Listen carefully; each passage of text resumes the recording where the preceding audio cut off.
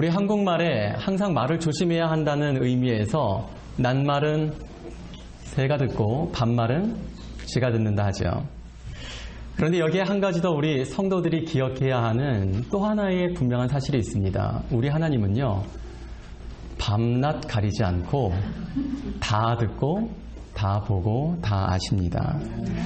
예수님을 믿지 않는 사람들에게도 말을 가려서 하고 표현을 주의해야 한다는 그 지혜가 필요한 것 못지않게 우리 성도들은 더욱 말을 조심하고 언행을 거룩하게 다스리는 것이 필요합니다. 예수님을 영접한 성도는 자신의 기분과 감정을 따라 살아가는 사람이 아니라 진리의 영이신 성령의 인도를 받아서 성령께서 이끄시는 대로 살아가는 사람이 바로 성도인 것입니다. 그래서 성도는 나쁜 감정과 좋지 않은 기분과 마음에 들지 않는 그런 감정들이 차오를 때 내 마음이 차오르는 대로 거칠게 말을 하고 행동을 표현하기보다 내가 말은 안 했지만 내가 그 사람에게 그렇게 표현은 안 했지만 주께서는 그래도 이 마음과 생각은 다 아실 텐데 라는 의식을 가지고 주님을 생각하며 마귀에게 틈을 내어주지 않도록 거룩하고 성결하게 나를 다스리며 언행을 주의해야 합니다.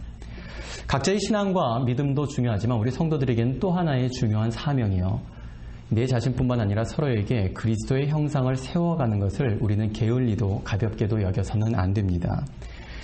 그리스도의 지체로서 서로에게 그리스도를 닮은 덕과 긍휼과 사랑을 공급하기를 위해 부단히 노력하는 여러분과 제가 되기를 주님의 이름으로 축복합니다. 여러 해 전 제가 부목사로 목회를 하고 있을 때에 토요일 아침에 새벽 예배를 마치고 잠깐 교회 주차장에 나와 있는데 청년 한 무리가 차에 한 차에 다 몰아타고는 앞으로 쑥 이렇게 지나가면서 한 청년이 창문을 열고 목사님 하면서 저를 향해서 반갑게 인사를 하더라고요. 그래서 저 반가운 마음으로 지나가고 있는 그 차를 향하여서 청년에게 어디를 가니? 그랬더니 저희 커피 마시러 가요. 그렇게 말을 하는 겁니다. 근데 그 뒤에 같이 가자고는 안 하더라고요. 나도 같이 가서 커피 마실 여유는 되는데 같이 가자고는 말은 하지 않았지만 제가 당시에 항상 청년들에게 하던 이야기가 있었습니다. 은혜롭게 모여야 된다. 은혜롭게 놀아라. 그런 얘기를 종종 하곤 했는데 그날 아침도 커피 마시러 간다라고 하는 그 청년들에게 그래 은혜롭게 놀으렴 라고 이렇게 제가 소리를 치니까 그 청년 지지 않고 마지막까지 한마디를 더 남기고 그 차는 제 앞에서 멀어져 갔습니다. 저희 놀러 가는 거 아니에요. 성도의 교제 코이노니아 하러 가는 거예요. 그러더라고요. 저는 그 청년이 그 아침에 커피를 마시러 가는 그 청년이 이야기했었던 그리고 마지막으로 남겼었던 그 코이노니아 하러 간다는 그 말이 이상하게도 시간이 지나면 지날수록 제 마음 안에서 깊이 생각되어지고 고민이 되었습니다. 신약 성경은 성도의 교제를 표현하기를 코이노니아라고 하는 헬라어 단어로 기록을 하고 있습니다. 우리는 교회 안에서 모임을 갖거나 성도들끼리 함께 친목을 가질 때 또한 어떤 행사를 우리가 계획할 때 거기에 이름 붙이기를 우리는 코이노니아라는 단어를 종종 사용해 오곤 했습니다. 그런데 그 차를 타고 지나가던 청년과 주고받았었던 이 짧은 이야기 속에서 언급되었었던 이 코이노니아라는 말, 과연 우리는 코이노니아를 바르게 이해하고 있는가 하는 그 질문과 부담이 제 안에 있게 된 것입니다.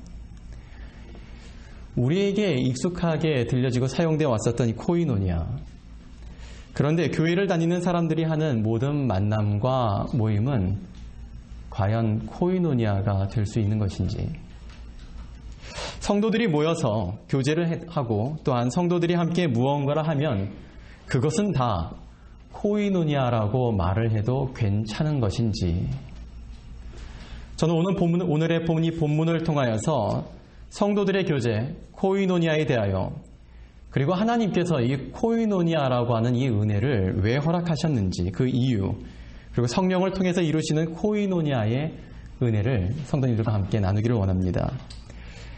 헬라어 코이노니아는 오늘 우리가 읽은 본문의 42절의 한국말 번역에는 교제, 그리고 NIV에 보시게 되면은 fellowship이라고 번역이 되어 있습니다.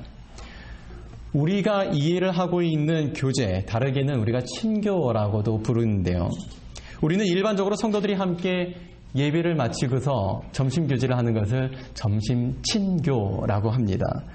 그리고 김집사, 최집사, 여러 이런 집사님들이 교회 형제자매들이 함께 모여서 교회 안에서 또는 교회 밖에서 모임을 가질 때 그것을 교제 또는 친교라고 이해를 합니다.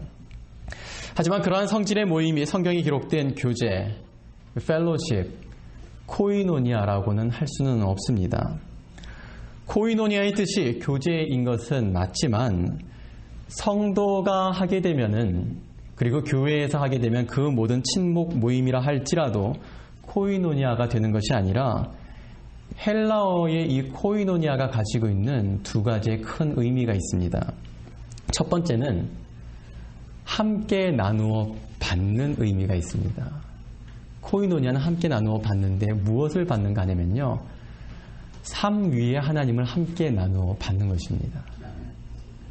성부 하나님과의 사귐, 교제를 이루는 것이고 성부 예수 그리스도를 받아 성자 예수 그리스도를 받아 예수 그리스도와의 교제, 그 사귐을 갖는 것이고 또한 성령 하나님과의 교제, 사귐을 받는 것이 첫 번째 의미에서의 코이노니아입니다. 그리고 두 번째는 이제 그 하나님을, 삶 위에 하나님을 나누어 받은 이 성도가 이제는 그 받은 것을 나누어 주는 것이 바로 코이노니아인 것입니다. 삶 위에 하나님과의 사귐을 통해서 하나님께서, 성부 하나님께서 은혜를 주시고 성자 예수 그리스도를 통하여서 사랑을 체험하고 성령님을 통하여서 힘과 지혜와 소망을 얻은 것들을 이제는 주변에 있는 다른 성도들과 함께 그것을 나누어 주는 사람들이 되는 것입니다. 이것이 바로 성경이 이야기하는 코이노니아의 원 의미인 것입니다. 오늘 본문은 42절만 코이노니아를 말씀을 하고 있는 것이 아니라 본문 전체를 통하여서 이 포괄적 의미의 코이노니아가 어떠한 것인지, 하나님이 왜 코이노니아를 사람에게 또한 교회와 성도에게 주셨으며 코이노니아를 통한 은혜는 어떠한 모습으로 나타나게 되는지를 오늘 본문이 우리에게 선명하게 보여주고 있습니다. 예수님의 승천 이후 약속하신 보혜사 성령께서 오시기를 기다리고 있었던 예수 그리스도의 제자들과 120명의 성도들에게 드디어 성령께서 임재하셨습니다. 사도행전 2장 4절은 성령께서 성도들에게 임재를 하시는데 그냥 이렇게 찾아오신 정도가 아니라 사도행전 2장 4절은 찾아오신 성령을 표현하시기를 성령의 충만이라고 합니다. 그러자 성령의 충만을 받은 사람들이 큰 소리로 대답하며 큰 소리로 담대하게 하나님께서 하신 일들을 각각 다른 언어로 말하기 시작했습니다. 이것이 성령이 임재했을 때 그때에 일어났었던 현상이었습니다. 그리고는 마치 개선장군과 같이 사도 베드로는 다른 10명의 사도들과 함께 늠름하게 서서 큰 소리로 너희가 십자가에 못 박은 그 예수가 바로 하나님께서 보내신 그리스도이심을 그가 담대하게 선포하였습니다. 2장 36절 함께 우리 읽도록 하겠습니다. 그런즉 이스라엘 온 집은 확실히 알지니 너희가 십자가에 못 박은 이 예수를 하나님이 주와 그리스도가 되게 하셨느니라 하니라. 아멘. 성령을 받은 이 사도 베드로의 이 말씀이 선포되자 당시에 그 말을 들은 유대인들과 예루살렘의 사람들의 마음이 찔리기 시작했습니다. 그래서 그들이 저지른 이 일들에 대해서 이것을 어찌 해결할 수가 있는지 사도들에게 묻자 38절 베드로가 이르되 너희가 회개하여 각각 예수 그리스도의 이름으로 침례를 받고 죄사함을 받으라. 그리하면 성령의 선물을 받으리니. 이 말을 들은 사람들이 회개를 했고 그리고 침례를 받았습니다. 그리고 41절은 그날에 구원받은 사람의 수가 몇 명이요? 3,000이나 더하였다라고 합니다.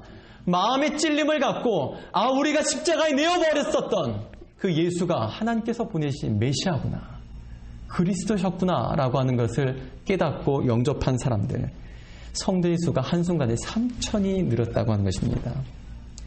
구원받았다라고 하는 것은 구원과 함께 또 하나의 선물을 받게 되는 것인데요. 그 선물을 오늘 성경은 이와 같이 말씀합니다. 성령을 받는다고요. 최초의 성령을 받은 예수님의 제자들과 120여 명의 사람들, 그리고 베드로의 설교를 듣고 회개하고 구원과 함께 성령을 선물로 받은 이 3,000여 명의 성도들, 그들의 이야기가 바로 오늘 우리가 함께 나누고 있는 말씀의 주 내용인 것입니다. 그리고 앞서 말씀드린 대로 오늘 본문은 성경이 말씀하고 있는 하나님이 이 우리 성도들에게 주신 코이노니아가 어떠한 것인지를 우리에게 뚜렷하게 보여줍니다. 오늘 본문을 다시 한번 간단히 요약을 해본다면 이 코이노니아, 구원받은 성도들이 삶 위에 하나님을 함께 나누어 받고 하나님을 받게 된 성도들이 또한 함께 나누어 주는 이 변화된 삶이 예루살렘의 성도들에게 나타나게 되었는데, 이 변화의 근원과 그 원동력이 바로 성령의 임재에서부터 시작되고 성령의 충만이 있었기 때문에 이와 같이 된 것이라고 말씀합니다. 예루살렘의 사람들이 구원을 받고 성령을 선물로 받자 하나님을 나누어 받는 일들이 하나같이 일어나게 되었습니다. 함께 42절 말씀 읽겠습니다. 그들이 사도의 가르침을 받아 서로 교제하고 떡을 떼며 오로지 기도하기를 힘쓰니라. 아멘. 성도들에게 성령님이 임하시자 그들이 사도들에게 찾아가서 스스로 가르침 받기를 원했습니다. 그리고 사도들로부터 가르침을 받았고요.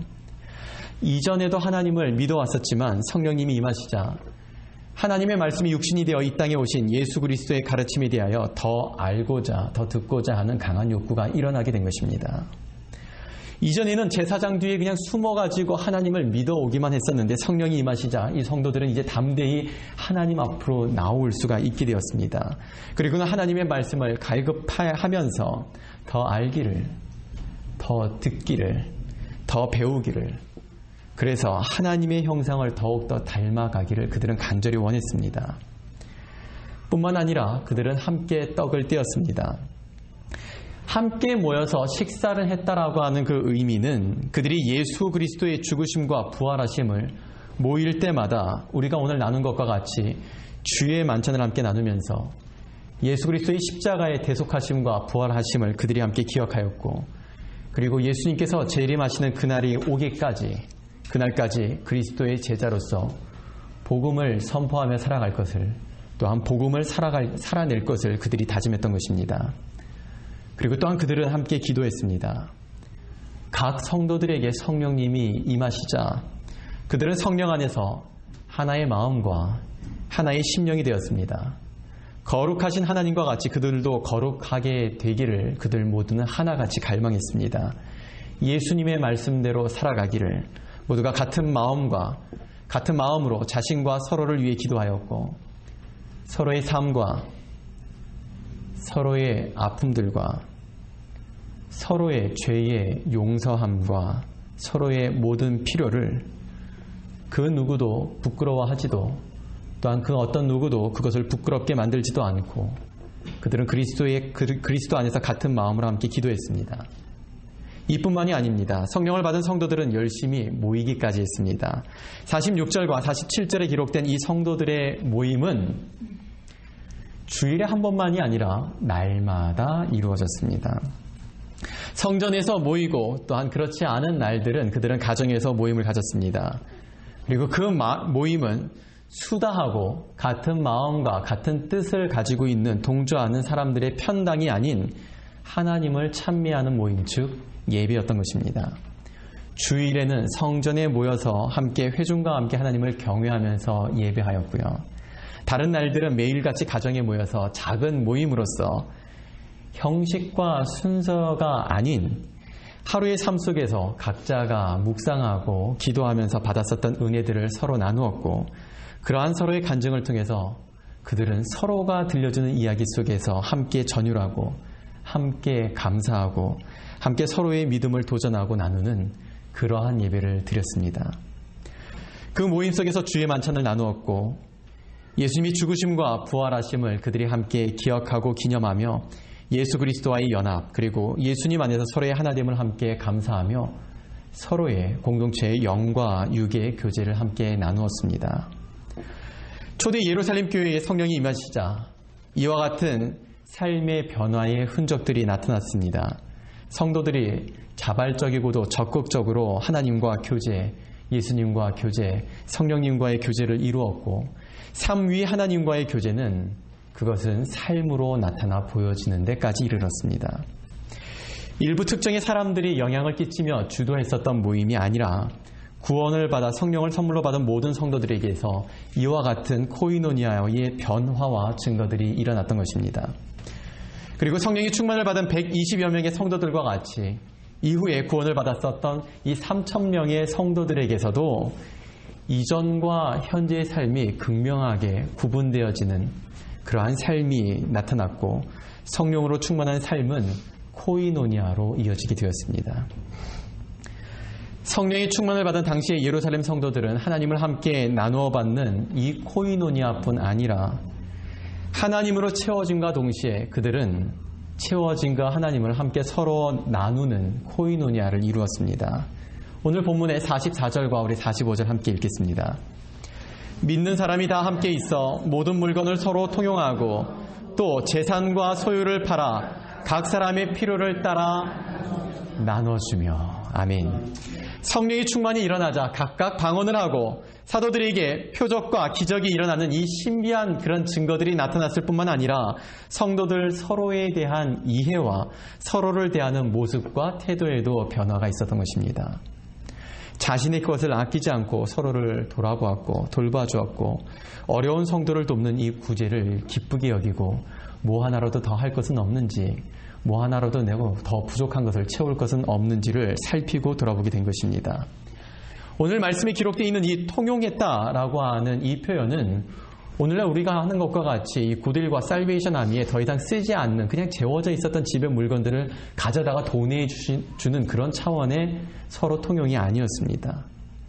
그보다 더 진심과 사랑 어린 섬김으로 자신이 현재 사용을 하고 있거나 자신이 현재 필요하고 자신에게 준비되어 있어야 한다라고 계획하고 있었음에도 불구하고 자신보다 더 지금 당장 필요한 성도가 있다라면 가지고 있는 것을 나누어 주고 또한 아예 줘버리는 것도 아까워하지 않았다는 것입니다.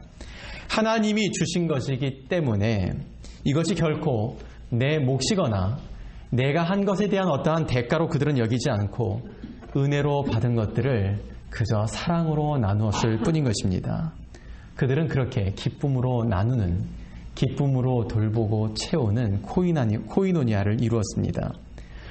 그리고 오늘 말씀에 또한 재산과 소유를 팔아서 각 사람의 필요를 따라 나누어 주었다라고 하는 것은 오늘 이 시대의 공산주의와 같이 모두가 다 똑같이 분할해 갖는 이러한 것을 의미하는 것이 아닙니다. 가끔 성도님들 중에 재산을 가지고 있는 분을 향해서 또한 재산이 좀 남들보다 더 많이 있는 분들을 향해서 마치 그렇게 하면은 그리스도인답지 못하고 바른 삶을 살지 않는 것처럼 이렇게 단정 짓는 분들이 계시는데요. 결코 그렇지 않습니다. 하나님께서 은혜로 주신 것을 내 것하고 붙들고 있는 것, 그리고 자기만을 위해서 쓰고 있는 것이 사람을 부패하고 죄악되게 만드는 것이지 재산을 가지고 있는 것 자체가 나쁜 것은 아니에요. 오늘 말씀에 성도들이 집에서 떡을 떼었다는 말씀에서도 볼 수 있듯이 그 성도들 중에는 집이 없는 성도도 있지만 집을 가지고 있는 성도도 있었고 또한 형편에 먹고 살아가는 데 어려움을 겪는 성도도 있었지만은 그 성도들을 모두 자기 집으로 불러서 함께 먹을 것을 함께 나누기에도 부족함이 없는 그런 성도도 있었다는 것입니다. 재산을 소유하고 있었어도 언제든지 어려움에 처한 성도들을 위하여 그들은 기꺼이 자신의 재산과 소유를 팔아 모든 사람의 각 사람의 필요를 채워주고 돌봐주는 그런 코이노니아를 이루었다라고 하는 것을 말씀하는 것입니다.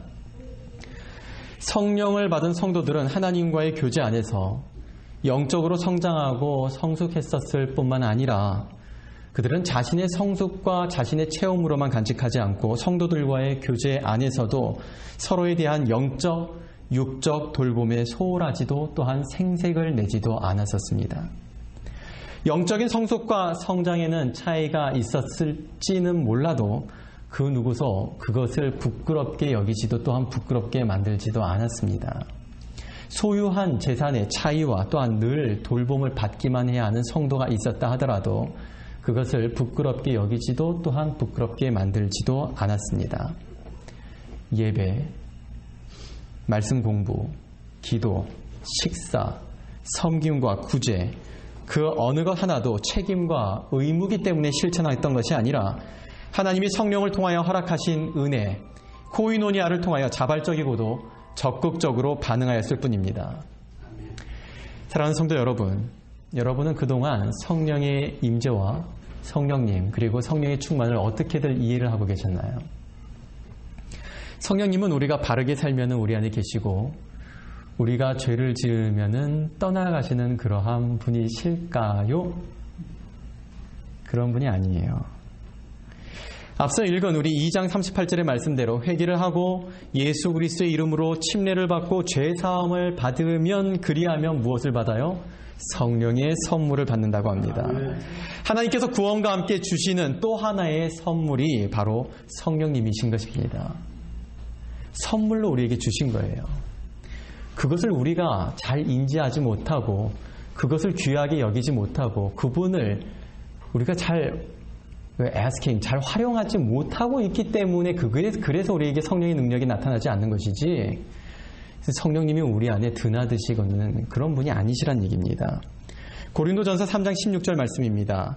너희는 너희가 하나님의 성전인 것과 하나님의 성령이 너희 안에 계신 것을 그 다음 뭐라고 되어 있나요? 알지 못하느냐. 성령님이 성도님들 안에 계십니다. 이 사실을 믿으시길 축복합니다.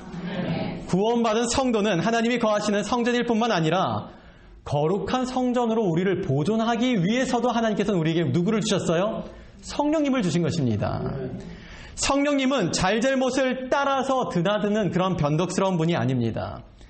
구원받은 성도 안에 항상 계셔서 성도를 날마다 새롭게 하시는 성령님이시며 날마다 거룩하게 이끌어 가시는 성령님이시며 날마다 성결하게 하시는 분이 바로 여러분과 저의 성령님이십니다. 또한 성령 충만은 우리가 성령 충만을 항상 간구해야 되거든요. 이 성령 충만은 순복음교회에서만 외치는 불러 주여 성령이 아니에요. 우리도 성령의 충만을 간구해야 합니다. 성령의 충만은 기이한 일들, 신비한 은사를 나타내고 방언을 하는 데 필요한 필수 요소가 아닙니다. 성령 충만은 구원받은 성도가 성도의 삶을 살아가기 위한 필수 요건인 것입니다. 성령으로 충만할 때 사도들과 같이 기적이 일어나기도 하지만 성령으로 충만해야만 오늘 말씀대로 코이노니아가 우리 안에서 이루어지게 되는 것입니다. 삼위 하나님과의 교제, 이 성도의 교제는 성령으로 충만할 때만 이루어질 수 있는 것입니다. 예루살렘의 성도들은 성령을 받고 성령으로 충만하자 그들이 가지고 있었던 패러다임 시프트, 그들이 삶의 패턴들이 바뀌기 시작했습니다. 자신의 삶이 무엇을 위하여서 사라져야 하는지, 존재하고 있는지, 무엇을 추구하며 바라보며 살아가야 하는지, 자신에게 있어서 물질과 소유라고 하는 것은 어떠한 것인지, 성도 서로가 또한 어떠한 존재이며 어떤 관계가 되어야 하는지 등 그들의 모든 개념이 바뀌기 시작했던 것입니다. 또한 사용하는 언어가 변화하였고 행동과 표현에도 자기 중심적이지 않고 서로를 지극히 배려하고 이해하고 포용하는 이타적으로 바뀌게 되었습니다. 그렇기 때문에 오늘과 같이 교회에서 성경 공부를 해야 되니까 일일이 전화해서 성경 공부 하시죠. 이번에 양육반 하시죠. 라고 권면할 필요가 없었던 것입니다. 교회 안에서 누구는 정말 필요한 사람이니까 그 사람은 지극히 돌보고 그 사람 눈치 보고 누구는 그냥 내버려둬도 상관이 없는 그런 사람으로 제쳐두는 그러한 일들도 일어날 틈이 없었습니다. 교회에서 선교를 하고 구제를 해야 하자고 했는데 누가 그것을 할 것이며 도네이션은 얼마나 받아야 하며 도대체 그것을 위해서 물건은 얼마나 팔아야 하는지 선교하고 구제를 하기 위해서 교회 안에서 그것을 담당하고 있는 분들이 애끓고 속 썩을 일이 없었던 것입니다. 그저 은혜로 감동이 되어서 그 은혜 안에서 감당을 하고 은혜의 고백을 할 뿐이었습니다. 책임과 의무를 강요하지도 않았고 책임과 의무 때문에 부담스러워하지도 않았습니다. 오로지 성령의 충만하심을 따라 성도, 그들은 코이노니아를 했고 교회는 그 말 그대로 코이노니아의 은혜가 넘쳤습니다. 하나님은 코이노니아를 통해 은혜를 주시는데 본문에서 볼 수 있듯이 서로 돌보고 구제함으로 사는 문제 때문에 형편 때문에 공동체로부터 멀어지는 사람이 없이 모든 성도가 코이노니아에 참여하게 하셨습니다.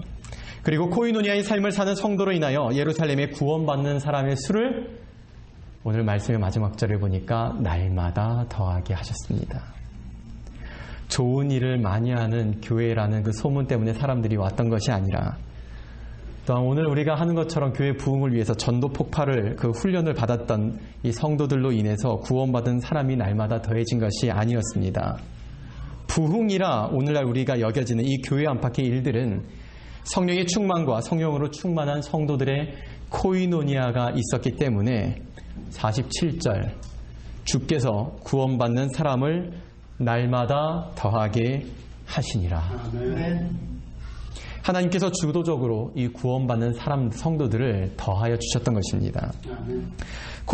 코이노니아는 성령의 주도적 사역의 열매이고 교회와 심령의 부흥도 하나님께서 주도하시는 은혜의 열매인 것입니다. 성도는 우리가 하나님의 성전인 것과 성령님이 우리 안에 계심을 기억하며 우리가 항상 하나님 앞에 간절히 기도하되 주여 나를 성령으로 충만하게 하여 주시옵소서, 성령 안에서 살게 하여 주시옵소서, 성령 안에서 예배하게 하여 주시고 성령 안에서 기도하게 하여 주시고 성령 안에서 사랑하게 하여 주시고 주여 부디 나를 긍휼히 여기사 성령으로 다스려 주시옵소서라는 기도를 해야 합니다. 성령으로 충만할 때 우리는 성부, 성자, 성령 하나님과의 코이노니아를 이루게 되며 책임과 의무 때문에 그 부담감 때문이 아닌 우리를 끊임없이 감동감하게 하시는 이 코이노니아의 은혜로 인하여서 성도들과 코이노니아를 이루게 되는 것입니다. 사랑하는 성도 여러분, 우리 안에 성령님이 계십니다. 우리가 항상 성령의 충만을 간구하게 되면 오늘도 여전히 오늘 이 말씀이 기록된 예루살렘 교회의 성도들에게 이루어진 코이노니아는 오늘 우리들에게서도 또한 우리 교회에도 얼마든지 일어나게 됩니다. 코이노니아가 회복되면 교회의 사이즈와 재정이 여유가 있는지 없는지 참여하는 사람의 숫자에 상관없이 우리는 교회가 마땅히 해야 할 일들을 감당하게 될 것이고 성도의 삶과 모습이 우리 모두에게서 일어나 나타나 보여지게 될 것입니다. 그리고 삶이 복음이고 삶이 복음의 증거인 우리를 통해 하나님은 이 뉴욕 땅에 날마다 구원받는 사람들의 수를 더하게 하실 줄 믿습니다. 우리 교회가 부흥이 목적이 아닌 우리의 코이노니아를 통해 복음이 확장되고 이로 인하여 영혼 구원과 하나님의 나라가 이 땅에 이루어지기를 위해 힘써 성도의 삶을 경주해 주시기를 부탁드립니다.